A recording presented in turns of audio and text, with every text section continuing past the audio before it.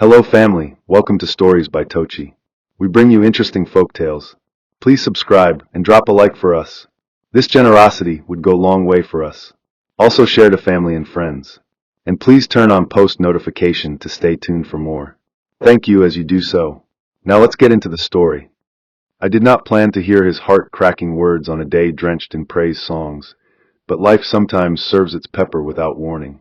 Morning in Quintera Hills unrolled like a silk wrapper, slow and deliberate, the sun lifting above Enugu's ridges in a quiet gold that made roofs blink and bougainvillea blush. Vendors had arrived before dawn, setting pots on charcoal, humming old hymns as steam rose like prayer. The Ajer home, a mansion with gates that gleamed like Abuja streetlights after rain, stirred to life with ushers tying ribbons, aunties hitching gellies, and cousins chasing balloons that kept escaping into the jacaranda shade. Guests trickled in from Lagos and Port Harcourt, the way a river gathers tributaries. One car after another, plates gleaming, laughter bouncing off the paved drive. Drummers warmed their skins with soft taps, a language as old as the road from Onitsha, and the MC tested the microphone with a cough that carried the confidence of a man who had steered plenty of ceremonies through storm and sunshine. I moved about my house like a hostess stitching calm into fabric, checking that Daniel's white outfit sat smooth on his tender skin, that the ceremonial shawl our priest would lift at the church in Independence layout was neatly folded, that the card with our family verse didn't hide under a tray. If nervousness were smoke, I would have been a whole kitchen, but I smiled through it all, tasting joy that had taken its time to bloom. Little Daniel smelled of milk and powder. There are perfumes the rich cannot buy. When I kissed his forehead, his eyes fluttered, and in that tiny motion I found the kind of peace that markets in Ibadan cannot sell. Our family driver, a Sukwo from Calabar, polished the bonnet with a cloth like he was shining the moon. I told myself, Ada, walk slowly, breathe slowly. Good days are clay in patient hands. Church carried us like a raft into the afternoon. The choir's harmonies climbed into the rafters and perched like birds, while the priest's voice washed over the pews with the calm of an old river. Tony squeezed my fingers on and off, the squeeze of a man who loved appearances, the squeeze of a man who thrived when cameras flashed. Our elders filled a whole pew with igbadas that whispered when they moved. Wealth has its own way of breathing. After the prayers and blessings, we took photographs under the plumeria tree beside the vestry, our smiles wide as the bridge over the Niger.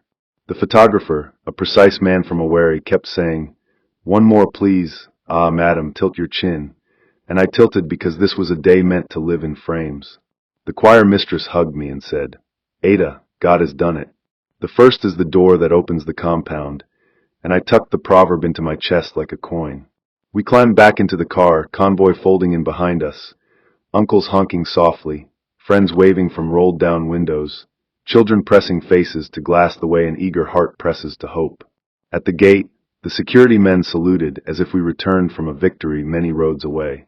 White canopies dotted the lawn like sails, and beneath them the tables glowed with gold-trimmed plates and napkins folded like lilies. A soft Enugu breeze slipped in from the hills, lifting ribbons, stirring the spices in the jollof until the aroma wrote its own sermon. People hugged and laughed with the exaggerated warmth that attends success. Envy would show its teeth later if it must, but for now everyone danced in agreement with the day. Tony drifted through the crowd like a politician in Garki, his smile the kind that remembers names and forgets debts. I watched him as one watches a familiar road. You expect no surprises, only the curve you already know. A violinist from Surulere plucked a melody that softened the chatter, while the MC announced the order of speeches, the way a good driver calls bumps in advance. I laid Daniel in his bassinet by the hibiscus hedge, red blooms peering like small witnesses, and I told myself again, slowly, Ada, slowly. Joy is sweet when eaten piece by measured piece. There are days that glide like oil on the palm, but even palm oil will stain if you tip the bowl too fast. I started the hosting rounds the way mothers do, one foot in gratitude, the other in duty. Auntie Nkechi from Port Harcourt pinned a coral brooch to my wrapper and whispered that the world loves a well-watered tree. I smiled and told her she was the rain. I checked that the servers in crisp black were moving like clock hands, quiet, sure on time, and that the coolers from our caterer in Trans-Ekalu had arrived with goat meat pepper soup still hissing courage into the air. A troop of dancers from Nsukka stomped in formation, ankles beaded, faces bright, dust rising like applause from the earth itself. Guests from Lagos wore perfumes that announced them before their voices did. Men from Kano in fine kaftans nodded in greeting. Old schoolmates from Yunnan tapped my shoulder and reminded me of hostel curfews and unreturned novels. All of it folded into a tapestry that could have covered a stadium, and somewhere inside that living fabric, I breathed. Tony waved me over once, but the MC pulled him aside for the acknowledgments, and I drifted toward the drinks table, looking for water to rinse the dryness in my throat.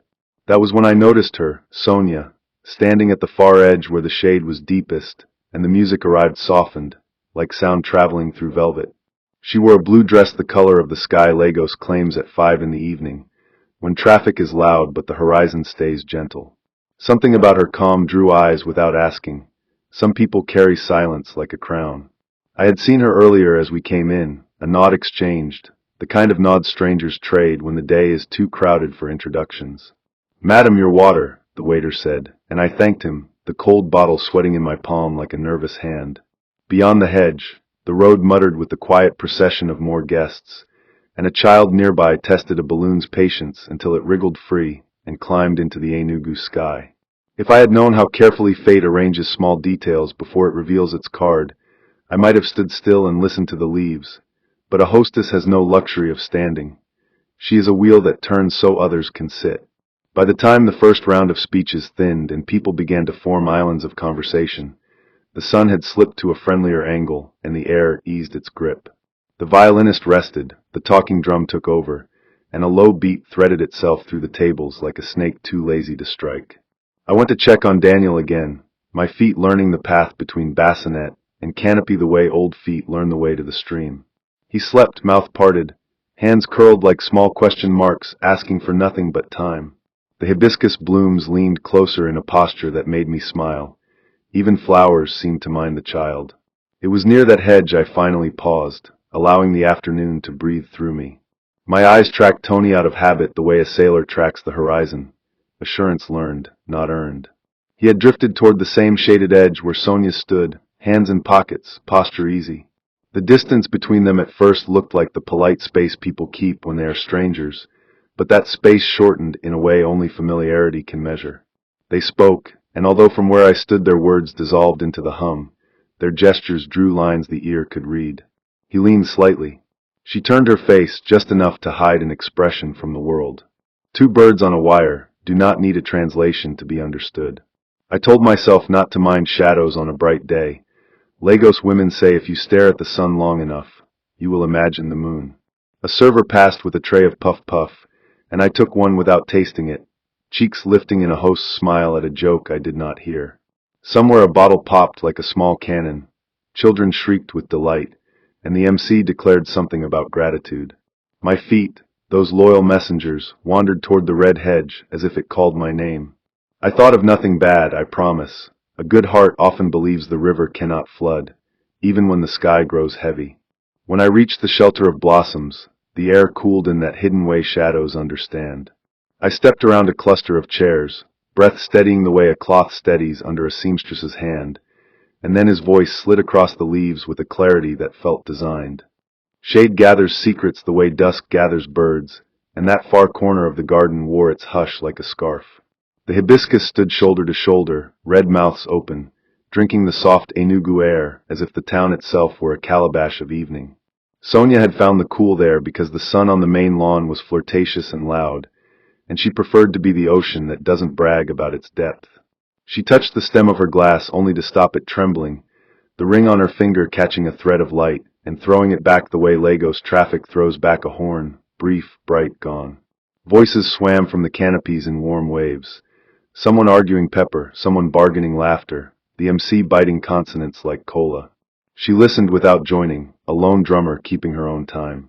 She was remembering Abuja rains, how they write silver lines down windows, how the city pretends to be calm while deals dance under tables. She remembered airports, Owerri's small, Port Harcourt's busy, remembered switching phones like masks, remembered the first time she realized a man can show you the sky and still sell your shadow.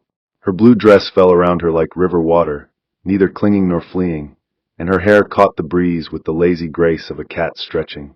A child darted past, chasing a butterfly that would not be caught, and Sonia smiled, but it was the kind of smile you give to a stranger on a train between Ibadan and Lagos, kind yet far away.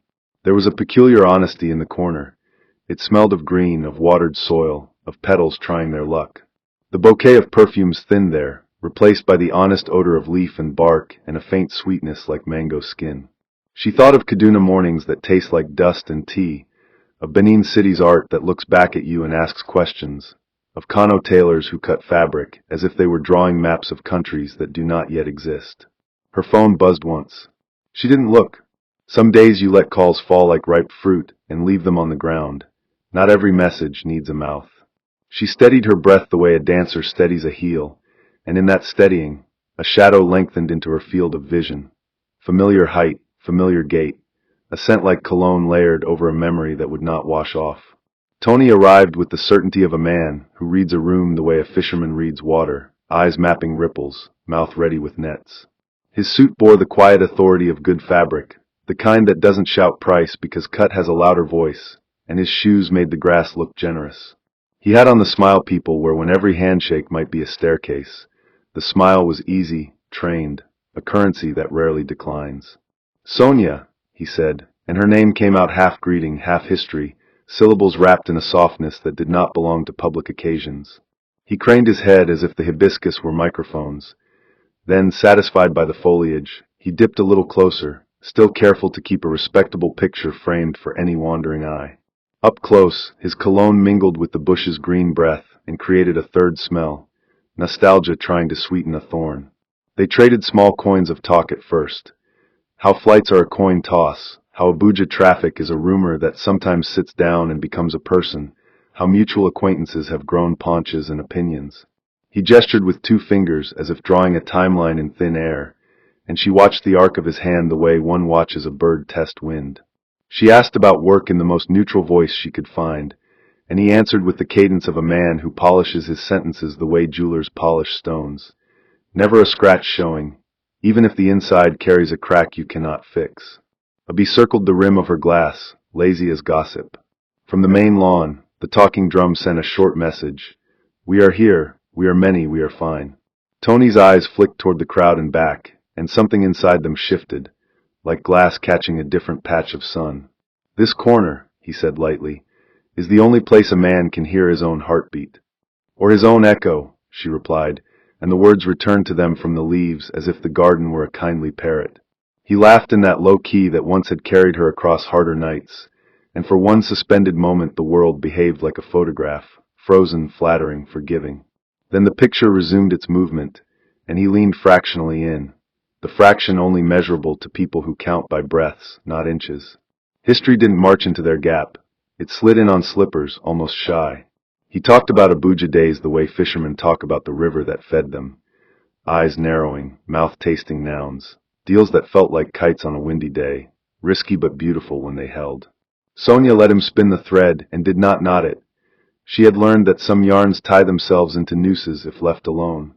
He spoke of laughter in hotel lobbies, of mistakes he had forgiven himself before apologies learned how to crawl, of hunger dressed up in ambition's igbada.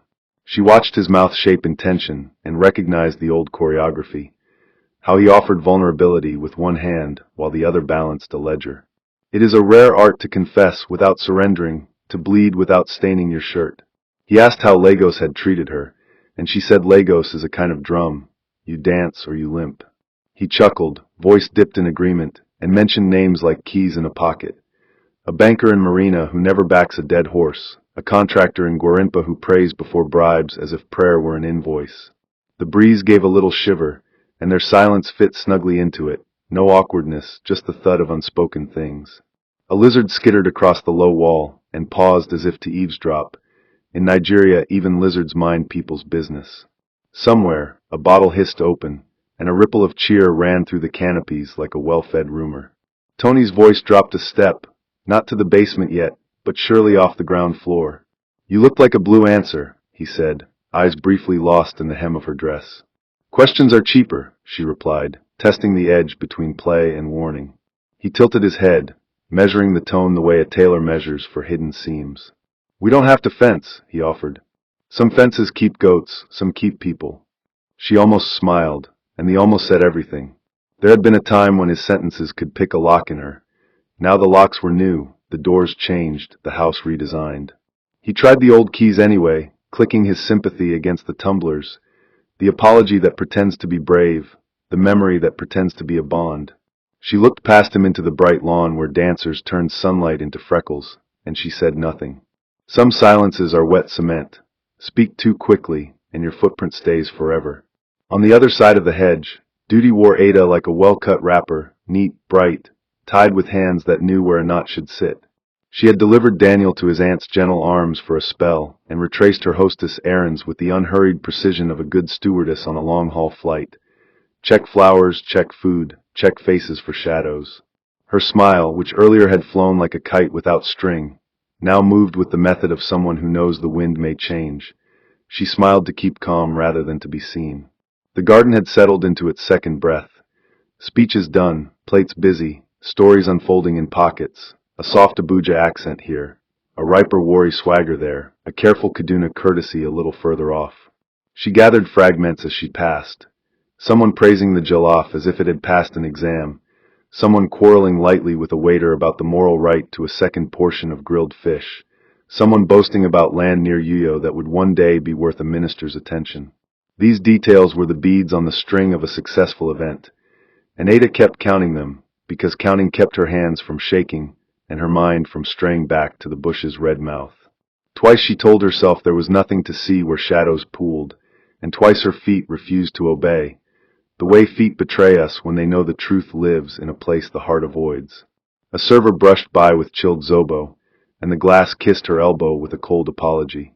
She nodded, stepped aside, and found herself exactly where the hedge thickened, where the leaves' green softened voices into cotton. She did not come to spy. That is how people who lie translate motives. She came because marriage is a room with many doors, and sometimes one door is a sound.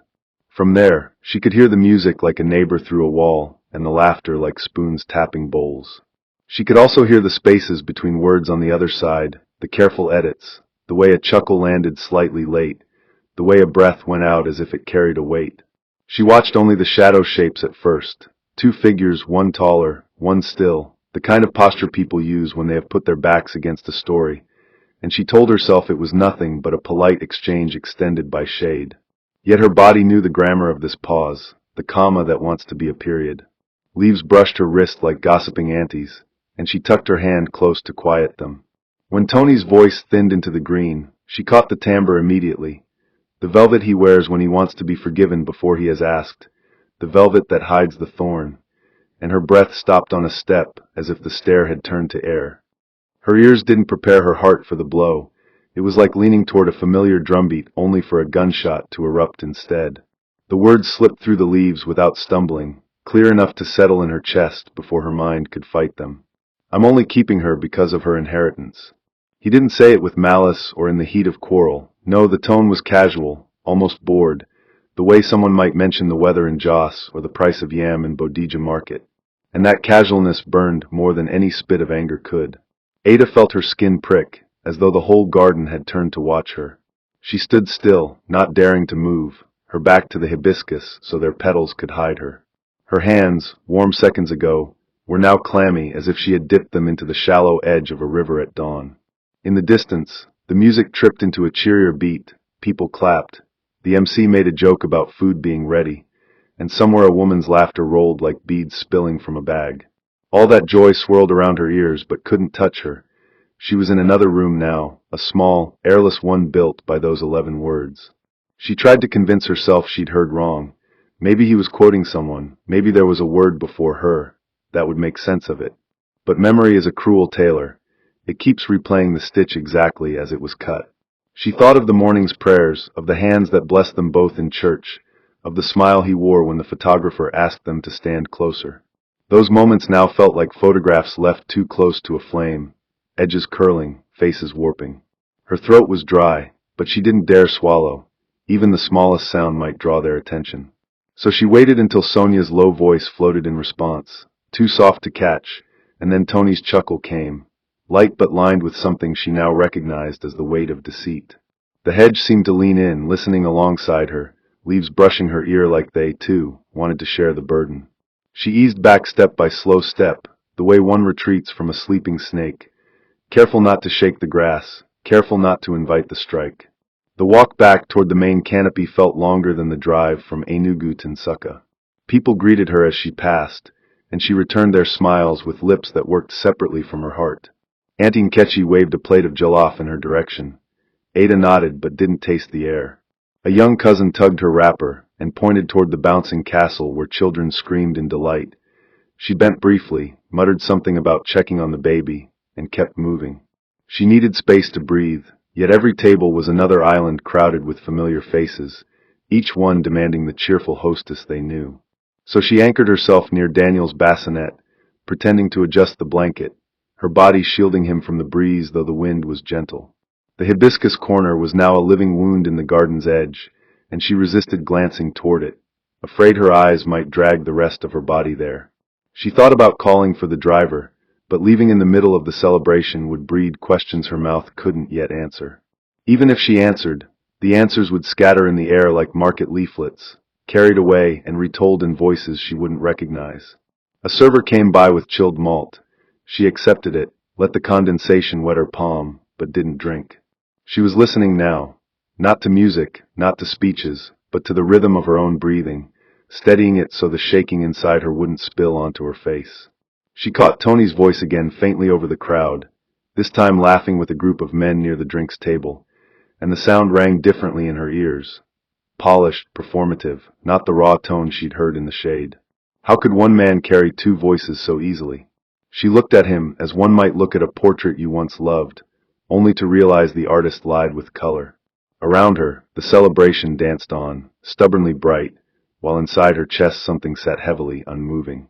She stayed in that half-present state through the next hour, nodding when spoken to, stepping in for photographs, even laughing once when a child's gelly slipped over her eyes.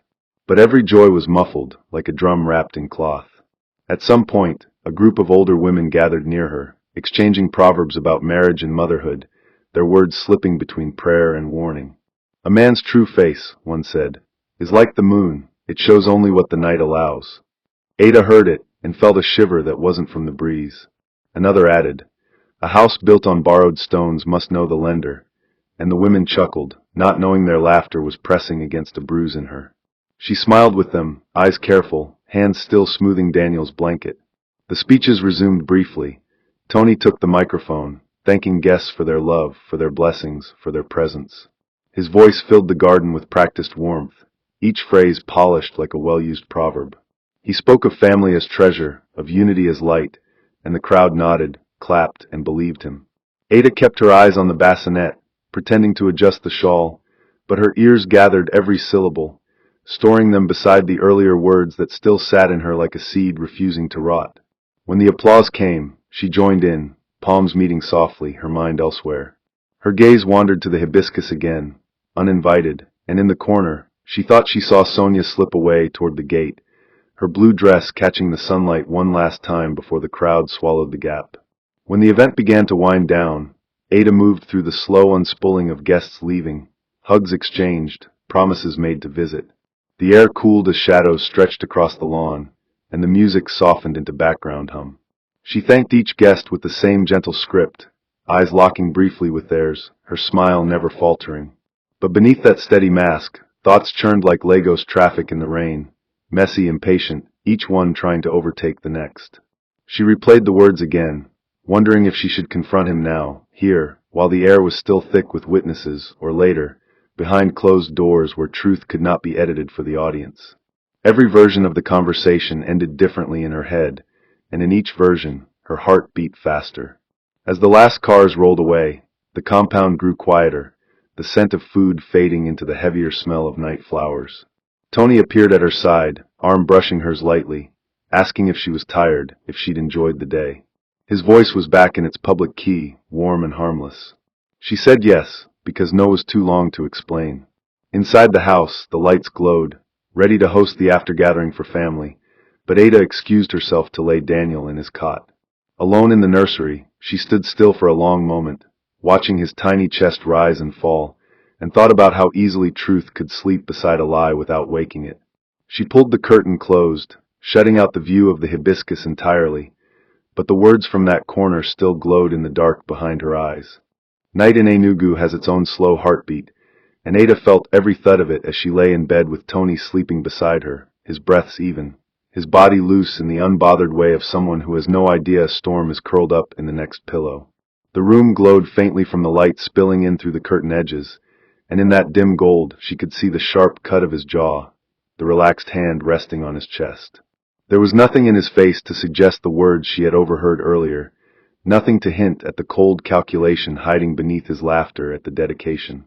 She turned on her side, eyes wide open, listening to the distant hum of a generator somewhere down the street and the occasional hiss of a night lizard scaling the wall. Every now and then, she thought of shaking him awake, demanding an explanation right there with sleep still clinging to his eyes, but each time she swallowed the urge because she knew she would get the polished, public answer, not the raw truth. Marriage had taught her that some truths hide best in daylight, wrapped in the distraction of chores and errands. The ceiling fan spun above them lazily, and she counted its blades over and over, hoping numbers would calm her, but numbers can't stitch trust once it has been torn.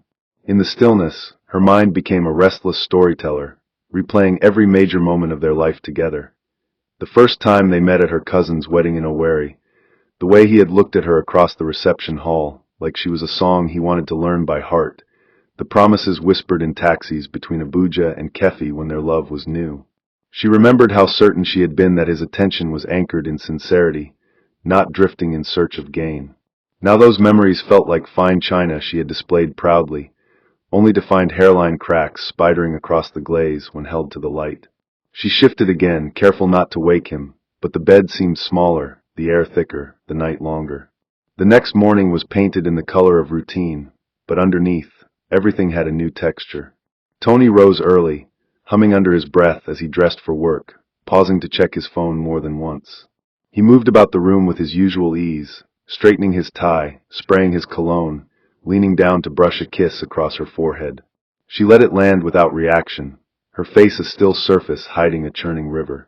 After he left, the house seemed too quiet, the kind of quiet that amplifies every creak of the walls and every distant street sound. Ada moved through the kitchen, instructing the help on the day's meals, but her mind refused to stay on the list of ingredients. It kept drifting back to the corner of the garden, where the hibiscus had overheard more than it should have. She decided to busy herself with laundry, but even the rhythmic swish of fabric in water couldn't wash the memory away. By midday, her phone buzzed with messages from friends still gushing about the success of the dedication, asking for pictures, praising the decor and the food. She replied politely, adding emojis where needed, but each cheerful word she typed felt like a mask she had to hold in place. At some point, she wandered into the sitting room, where framed photographs lined the walls.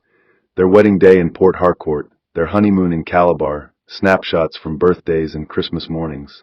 She looked at those frozen smiles, and thought how photographs could trap happiness long after it had slipped out of reach in reality.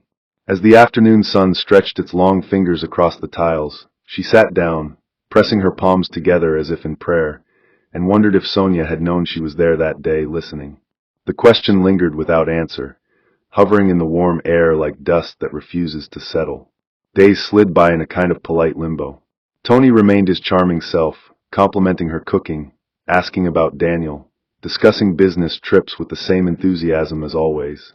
If he sensed a shift in her, he didn't let on, or perhaps he was simply too practiced at ignoring signs he didn't want to read.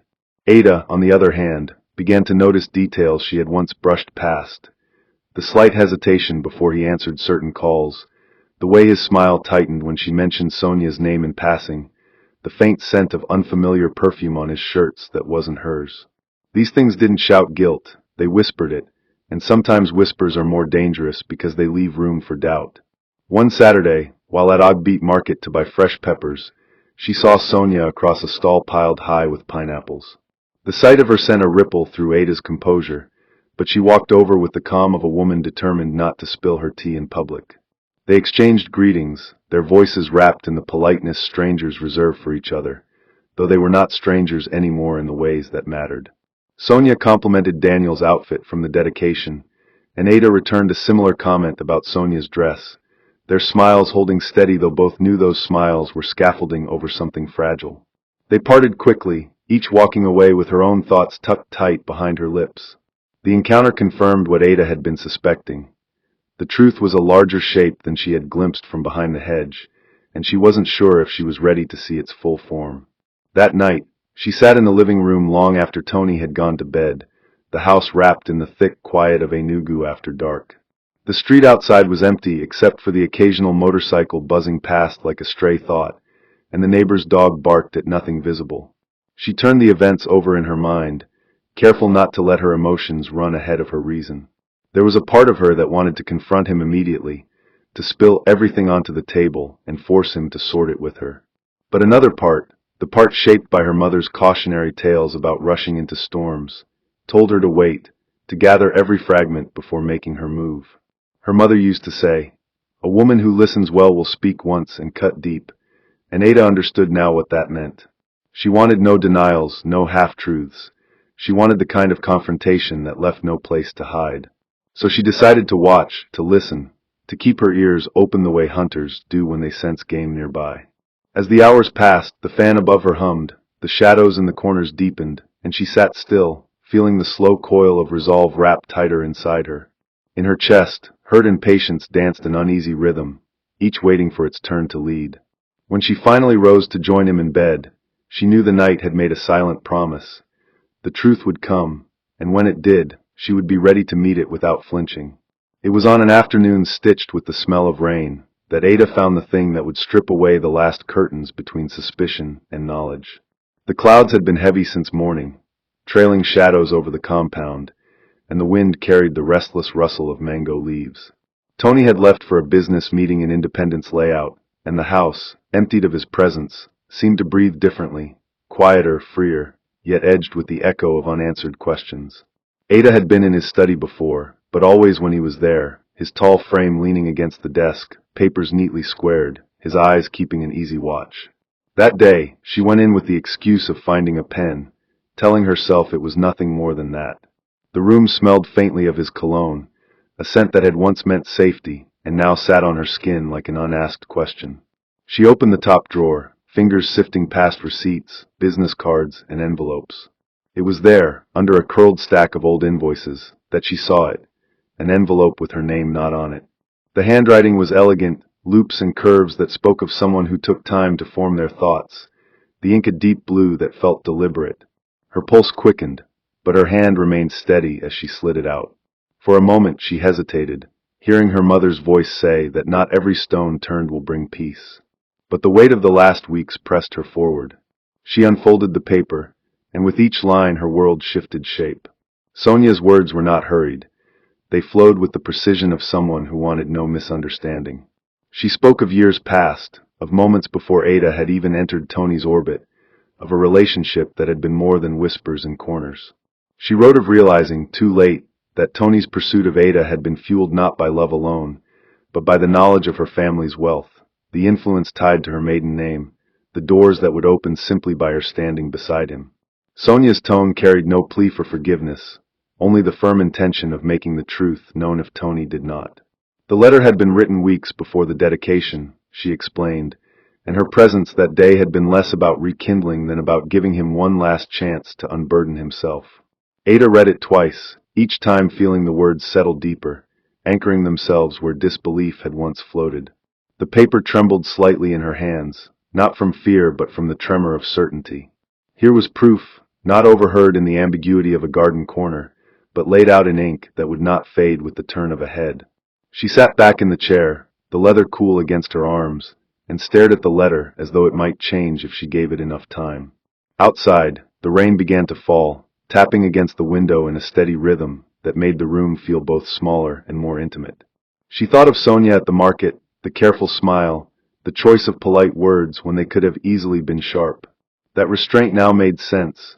Sonia had been waiting, giving space for a truth that was not hers alone to speak. Ada's mind walked backward through the events of the dedication. The blue dress in the corner, Tony's leaning posture, the chuckle edged in confidence, and found new colors in each scene. She set the letter down, smoothing its creases with the flat of her palm, and felt the strange calm that sometimes follows a blow. This was not a guess anymore. It was a map, and every road on it led to a place she had hoped didn't exist. The knowledge was bitter, but it was also clean. Lies can be tangled, sticky things, but truth, even ugly, has a kind of clarity that demands to be faced. She folded the letter carefully and returned it to the envelope, sliding it back into the drawer exactly as she had found it. Not out of fear, but because timing mattered now more than ever. If she confronted him too soon, he might twist the edges, turn the light so the truth looked different, bury it under half-confessions. She wanted to arrive at that conversation with not just this letter, but the weight of his own admission. Rising from the chair, she walked to the window and watched the rain darken the earth. In the distance, a young boy ran barefoot through the puddles, his laughter slicing through the gray air. For a moment, she envied that unthinking joy, the kind that comes from not knowing what the world is capable of. She thought of Daniel upstairs, sleeping without fear of what tomorrow might hold. The letter had given her something solid, but it had also given her a responsibility. What she chose to do with this knowledge would shape the life of her child as much as her own. The house creaked in the wind, and somewhere a door slammed shut, though no one else was home. She took it as a sign, not from superstition but from the deep sense that a door in her own life had just closed, quietly but completely. Later, as the rain eased and the evening light returned, Ada moved through the house with deliberate calm. She prepared dinner as though nothing had shifted, her hands steady on the knife, the rhythm of chopping vegetables almost meditative. When Tony came in, shaking droplets from his suit and complaining lightly about the traffic on Chime Avenue, she greeted him with the same warmth she had always given. He kissed her cheek, asked about Daniel, told her of a meeting that had gone better than expected. She listened, nodding in the right places, even smiling once. Inside, she felt like a deep river, calm on the surface, currents moving with purpose beneath. After dinner, they sat together in the living room, the television murmuring in the background, the air between them thick with the unsaid. Ada watched him out of the corner of her eye, studying the ease in his posture, the way his fingers tapped idly against his thigh. He didn't know yet that she carried his truth in her pocket like a sealed verdict. She didn't intend to keep it there forever, but for now, it was enough to let him speak without knowing how measured her listening had become. The game had shifted, and she was no longer moving blindly across the board. The letter lay hidden in his study, but its words were now carved into her memory, unerasable. The day Ada chose to speak to Sonia was one of those afternoons when the air feels like it has been holding its breath since morning, thick and still, as though waiting for something to break. She picked a small cafe in GRA, the kind with quiet corners and ceiling fans that creaked softly, their blades slicing the air without urgency. Sonia arrived in a simple ivory blouse, no trace of the blue dress that had once made her stand out like a lone note in a long song. Her steps were measured, her gaze steady, and when she sat down across from Ada, it was without any pretense of surprise. The waiter took their orders, 2 cups of tea, nothing else, and the silence that settled while they waited was not awkward but deliberate, like both women were weighing whether to open a door they could never close. Ada went first, her voice level but not cold, speaking of the letter as though it were a fact carved into stone. Sonia didn't flinch, didn't pretend to misunderstand. Instead, she explained in clear, unhurried sentences that her presence at the dedication had been no accident, that she had stood in that garden corner prepared to speak if Tony didn't. She said she had no interest in reclaiming what had once been theirs. That chapter was closed long before Ada entered the story. But she also didn't want Ada to live under the roof of a man without knowing the foundation beneath it. Truth is like water, Sonia said, her tone carrying neither apology nor gloat. You can block it for a while, but it will find its way through.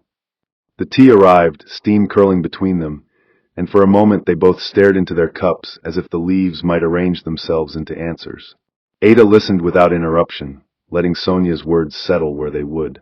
There was no sharpness in the other woman's manner, no attempt to push blame in one direction, only the weight of an unvarnished reality laid on the table between them. By the time they stood to leave, no promises had been exchanged, no new friendship forged, but something essential had shifted. Ada walked away knowing her anger wasn't for Sonia, but for the man who had stitched both their lives into his own design. That night, the house was bathed in a kind of brittle calm, the kind that can shatter with the wrong word. Daniel was asleep early, the faint rhythm of his breathing a reminder to Ada of the innocence she meant to protect. She found Tony in the living room, jacket off, sleeves rolled, sipping from a glass of juice while scanning his phone. When she entered, he glanced up and smiled the easy smile that had once been enough to melt every hesitation. But she was not that woman anymore. She sat opposite him, legs crossed, the letter in her hand, not hidden, not folded away, but held openly like an exhibit. "Tell me the truth, Tony," she said, and her voice was quiet enough to be mistaken for softness, though it carried the weight of a verdict. He blinked, set the glass down, tried to read her face before reading the paper she extended.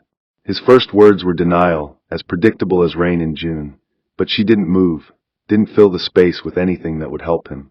He shifted to indignation, asking why she'd gone through his things, but she didn't bite. The silence became a mirror, and in it he began to see himself without the polish, just a man caught between the version he had performed and the one standing bare before his wife. Eventually, his shoulders sank, and the defiance in his voice cracked enough for truth to seep through. Yes, he had thought of her inheritance. Yes, the idea of security had played its part in his pursuit. Yes, he had convinced himself that love could be built on that.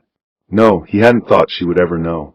The words came halting at first, then with the release of a man who realizes resistance is useless.